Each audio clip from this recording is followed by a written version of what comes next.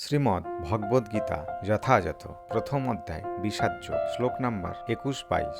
অর্জুন উবাচ সেনায়োরুভয়োর্মধ্যে রথম স্থাপয় মেচ্যুত ইয়াবদেতান্নিরীক্ষেऽহং যুদ্ধ কামানবস্থিতান কৈর্মহাসহ যুদ্ধেবং অস্মিন রণসমুদ্যমে।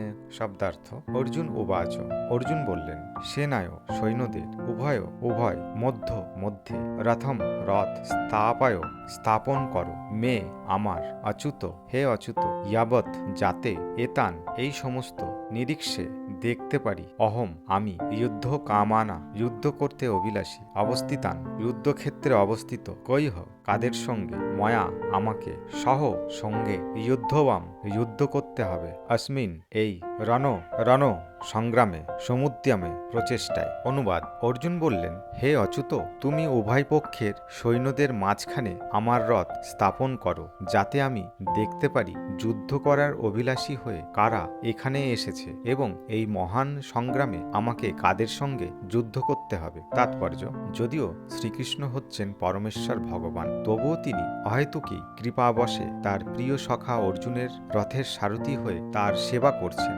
ভক্তের প্রতি করুণা প্রদর্শনে ভগবান কখনো চ্যুত হন না, তাই তাকে এখানে অচ্যুত বলে সম্ভাষণ করা হয়েছে। অর্জুনের রথের সারথি হওয়ার ফলে তাকে অর্জুনের আদেশ অনুযায়ী কাজ করতে হয়েছিল এবং যেহেতু তা করতে তিনি কুণ্ঠিত হননি, তাই তাকে অচ্যুত বলে সম্বোধন করা হয়েছে। যদিও তিনি তার ভক্তের রথের সারথি হয়েছেন, তবুও তার পরম পদ কেউ দাবি করতে পারে না। সকল অবস্থাতেই তিনি হচ্ছেন পরম পুরুষ ভগবান বা সমস্ত ইন্দ্রিয়ের অধীশ্বর ঋষিকেশ। ভগবানের সঙ্গে ভক্তের সম্পর্ক মধুর ও অপ্রাকৃত। ভক্ত সর্বদাই ভগবানের সেবায় উন্মুক্ত। ঠিক তেমনি ভগবানও তার ভক্তের কোনো রকম পরিচর্যা করতে সুযোগের অন্বেষণ করেন। ভগবান যখন তার কোনো শুদ্ধ ভক্তের আদেশ অনুসারে তাকে পরিচর্যা করার সুযোগ পান, তখন তিনি অসীম আনন্দ উপভোগ করেন। ভগবান হচ্ছেন সর্বলোক মহেশ্বর।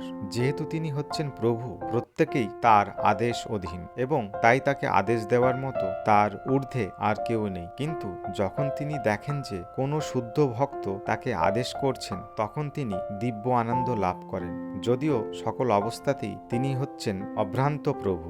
ভগবানের শুদ্ধ ভক্তরূপে অর্জুনও কখনো কৌরবদের সঙ্গে যুদ্ধ করতে চাননি, কিন্তু কোনো রকম শান্তিপূর্ণ মীমাংসাও করতে অনাগ্রহী দুর্যোধনের দুর্দমনীয় মনোভাব তাকে যুদ্ধে অবতীর্ণ হতে বাধ্য করেছিল। তাই তিনি যুদ্ধের আগে একবার দেখে নিতে চেয়েছিলেন তার বিপক্ষে যুদ্ধ করতে কে কে সেই রণাঙ্গনে উপস্থিত হয়েছিল। যদিও যুদ্ধক্ষেত্রে শান্তি স্থাপন করার কোনোই প্রশ্ন ওঠে না, তবুও যুদ্ধের আগে অর্জুন একবার সকলকে দেখতে চেয়েছিলেন এবং তিনি দেখে নিতে চেয়েছিলেন সেই অন্যায় যুদ্ধে কৌরবেরা কতখানি উৎসাহী ছিল।